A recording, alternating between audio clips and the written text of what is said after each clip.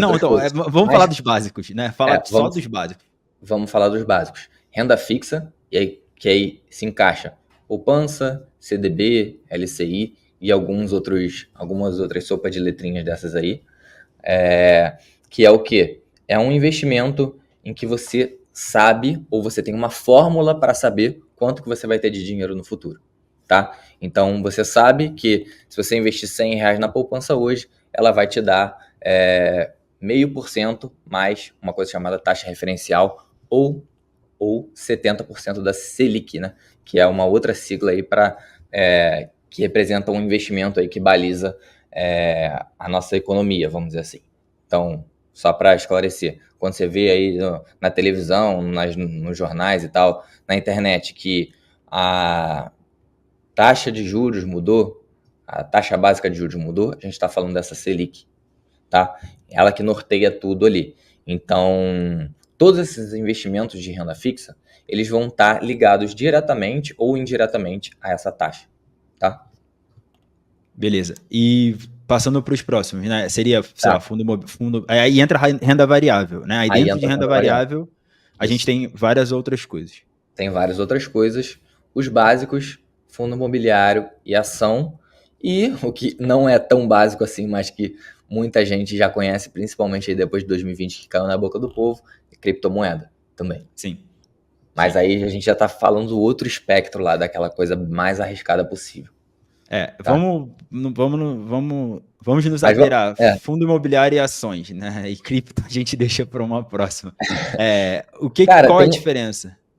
tem uma coisa uma frase que eu vi não sei de quem falou, acho que eu vi pela primeira vez daquele Alex Hormozi, não sei se você Sim, conhece, sim. que você tem que investir, arriscar pouco dinheiro em coisas que sejam muito arriscadas e pegar muito dinheiro e investir em coisas que sejam pouco arriscadas. Que é basicamente o contrário do que o brasileiro quer fazer, né? Ele quer pegar a maior parte do que ele tem, colocar em cripto, aposta e tudo que vai multiplicar o dinheiro dele, que na verdade vai destruir o patrimônio dele. E a parte da renda fixa lá, ele quer deixar zerado, porque não rende nada, teoricamente, né? Para ele. Então, a gente tem que fazer o oposto. A gente tem que colocar a nossa maior parcela, o dinheiro que a gente conseguiu construir ele, a maior parte dele tem que estar em coisas pouco arriscadas. E aí, as coisas mais arriscadas, você coloca um pouquinho só, tá? Não tem problema vamos desmistificar isso aqui, não tem problema você investir em Bitcoin, criptomoeda e tal, mas, porra, não vai colocar 10% do que você tem. Coloca 1, 2, 5% no máximo, assim. Porque, de novo, não é isso que vai te fazer ficar rico, tá? Você vai ouvir histórias na internet, aí, anúncio por aí, de gente que ficou milionário com um trade do século aí, que multiplicou por 30 vezes o capital em Bitcoin, enfim, qualquer outra criptomoeda aí.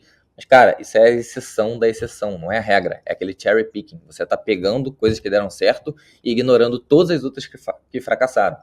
É porque a história, o Perini tem uma frase muito boa para isso, né? O Bruno Perini. Agora eu preciso melhorar minhas citações. Mas ele fala, né, que a história do bem-sucedido sempre sobressai, né? Ela vai para, vamos dizer, para a grande mídia muitas vezes, ela chama atenção, mas assim como aquele foi bem-sucedido, outras milhares de pessoas que tentaram a mesma coisa acabaram no cemitério, vamos dizer assim, É, né? todo mundo quer, Então, todo mundo quer ouvir historinha bonitinha, né? A história fracassada, o pessoal já fala, de desgraça já tem muito na minha vida, não quero ouvir mais não.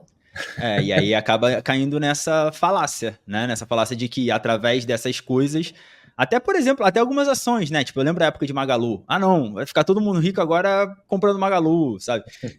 Mas vamos lá, voltando. O fundo imobiliário e ação, né? O que é cada um? Ação você já Tá. explicou, na Ação, verdade, né? expliquei, a Fundo partezinha de uma imobiliário. empresa. Isso. E o fundo imobiliário, imagina que você se junta com seus amigos, então você pega aí 9 amigos e vocês têm R$ 10.000 cada um, tá? Então, no total, vocês têm R$ 100.000.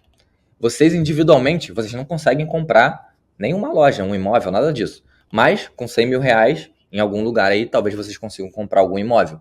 Então, um fundo imobiliário é basicamente uma união de recursos, uma união de dinheiro de várias pessoas ali para investir no mercado imobiliário, tá? Esse exemplo do imóvel físico é muito mais fácil da gente entender. Tem outros casos aí, mas vamos se ater a esse exemplo por enquanto, tá? Então você pega o dinheiro de cada um, você vai dividir aquele fundo em várias cotas, que é como se fossem as partezinhas das ações lá para o fundo imobiliário, e aí cada um vai ter o número de cotas que investir. Então, nesse exemplo aí dos 100 mil reais, se a gente tem 100 mil cotas, cada cota vai valer R$1 e cada um com 10 mil reais vai ter 10 mil cotas, tá? E aí você pega esse dinheiro, que na verdade não são vocês que vão fazer isso, vocês não vão nem encostar em nada relacionado à parte física, vamos dizer assim, ao mundo real, vocês só vão colocar o dinheiro lá. Quem vai fazer isso de decidir qual imóvel você tem que comprar, para quem alugar, lidar com contrato, lidar com inquilino, fazer reforma, toda essa parte chata, burocrática e que dá trabalho do mercado imobiliário, você vai delegar para uma pessoa que vai fazer isso, para uma empresa que vai fazer isso, que é o gestor do fundo. Entendeu? Sim. E agora falando sobre aquela questão que a gente estava tocando em relação ao risco. Meu conhecimento completamente leigo, fundo imobiliário é menos arriscado que ação, certo? Errado? De maneira geral, sim. É menos arriscado do que ação, tá? É porque tem várias formas da gente medir isso que a gente chama de risco, né? Mas, de uma maneira geral, o fundo imobiliário é menos arriscado porque o preço deles oscila menos, no geral, do que o preço de uma ação.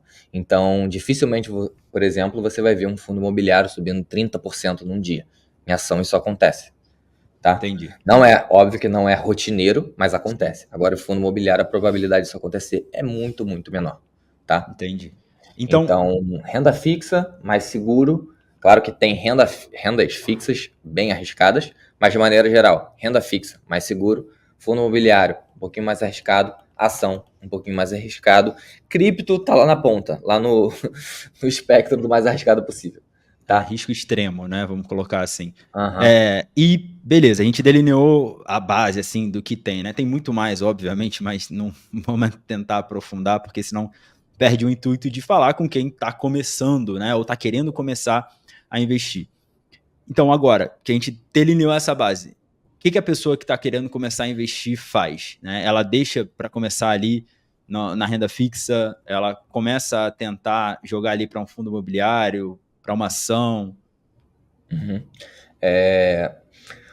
Cara, eu falo isso, tenho falado bastante ultimamente pro pessoal que me pergunta, que entra em contato comigo no Instagram e tudo mais, que se você não tá investindo 10 mil reais por mês e nem tem um patrimônio grande, assim, 1, 2 milhões, foca em fazer o básico bem feito. O que é o básico bem feito que vai funcionar para o longo prazo, que vai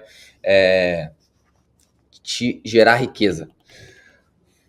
Guardar, focar em aumentar sua renda e aí, na hora de investir em renda fixa, fundo imobiliário, ação. Esses três, você já vai matar 90% do que você precisa fazer com o seu dinheiro. Tem gente que fica só nisso, tá? Você nem precisa pensar em outras coisas se você quiser, mas é uma opção também você começar a diversificar mais. Então, começa por renda fixa, sempre começa por renda fixa, tá? Uma coisa que muita gente já ouviu falar aí de reserva de emergência é muito verdade, você tem que fazer. Por quê? Porque aí acontece uma emergência, se o seu dinheiro estiver em ação, estiver em fundo imobiliário e ele tiver caído do momento que você comprou, você vai acabar se ferrando para tirar o dinheiro de lá. Você vai tirar menos do que você colocou. Então, você vai acabar saindo no momento inoportuno do mercado. Você provavelmente vai ficar traumatizado com isso e não vai voltar a investir naquilo. Então, a reserva de emergência é muito bom para te dar segurança, não só financeira, como psicológica também. Então, monta a sua reserva, que aí vai ser de 6 a 12 meses do que você gasta. Se você tem um salário fixo, CLT, de novo, que é menos arriscado, vamos dizer assim, porque que é mais estável, que eu não acredito muito nisso, mas se você tem esse tipo de salário aí, 6 meses hoje é suficiente, vamos dizer assim, para caso aconteça alguma coisa, você conseguir se realocar, perder o emprego, procurar outro, ou, enfim, algum gasto imprevisto. Uhum. Mas se você tem uma renda mais incerta, se você ganha por comissão, um mês está muito bem, outro mês está muito mal, é melhor que você aumente essa sua reserva de emergência para uns 12 meses, assim. Então, montou. Então, sei lá, o meu gasto mensal é de R$ 2.000. E aí, a gente está falando de um padrão de vida ok, sem nenhum luxo. Ah, não, eu gasto R$ 2.000 por mês só de restaurante. Porra, se você tá numa emergência, você não vai fazer isso, né? Pelo amor de Deus. Então, meu gasto para conseguir sobreviver, viver de uma maneira ok, assim, que eu considero boa, sem luxo, mas também sem Passar me fome, ferrar, que isso perrengue, vai né? afetar o meu psicológico e vai ser pior ainda, sei lá, R$ 3.000 por mês, R$ 4.000 por mês, R$ 2.000 por mês. Multiplica isso por 6 ou 12, tá? Dependendo daí de como é a sua forma de remuneração. Guarda esse dinheiro, bota numa renda fixa padrão, sem risco, que renda aí 100% do CDI, que aí, para quem não conhece, o CDI é uma taxa aí que é muito parecida com a Selic. Então, procura esse investimento no seu banco, deixa esse dinheiro lá. Se o seu banco não tiver um investimento que renda 100% do CDI, se vai render menos do que 99%, procura outro banco que pode ser tão seguro quanto que você vai conseguir esse rendimento. Ou seja, vamos lá, se você não conseguir num bancão, tem banco digital do bancão que te dá esse tipo de investimento. Então você vai ter o mesmo risco, basicamente, só que você vai ter um rendimento melhor, tá? Coloca esse dinheiro lá, montou, aí você começa a diversificar. Começa a ir para fundo imobiliário, começa a ir para ação. Pode ser primeiro para fundo imobiliário, se você tiver pouco para investir, se você investir menos de R$ 300 por mês, assim, foca só em fundo imobiliário. Se você conseguir investir de 500 para cima, você consegue dividir em fundo imobiliário e ação. Acho que esse é um plano prático, assim, que quem pegar hoje aqui pode sair e aplicar de cara.